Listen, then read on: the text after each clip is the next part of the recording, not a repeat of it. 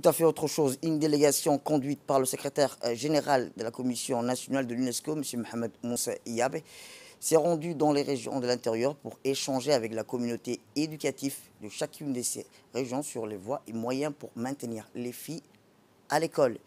Il va sans dire que les efforts consentis par l'État sur la scolarisation des filles et le maintien à l'école sont considérables et ont changé la vie des milliers de filles et par la conséquence celle des milliers de familles depuis que la question de l'équité est devenue une thématique centrale dans les planifications de l'éducation.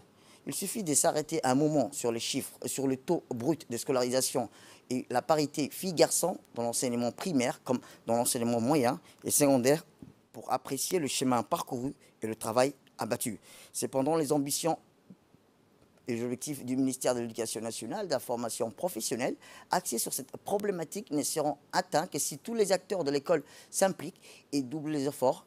Force est de constater que la situation diffère d'une région à l'autre, même si les réalités sociologiques et les freins de l'abandon sont relativement similaires. M. Mohamed Moussa Iyabe, accompagné du conseil technique du ministre, M. Mohamed Ali Abdillahi, a d'abord parlé des chiffres et est revenu sur les mesures entreprises ces 20 dernières années pour scolariser et maintenir les filles à l'école et lutter contre les obstacles qui empêchent une parité filles-garçons à 100%. Ensuite, dans la deuxième partie de l'atelier, les enseignants et les parents, les conseillers pédagogiques et les élus locaux ainsi que les inspecteurs de l'éducation des différentes régions se sont penchés, chacun dans son rôle, sur les solutions pour toutes les filles du pays en âge d'être scolarisées, soit sur les bancs de l'école, qu'elles achèvent leur cursus scolaire.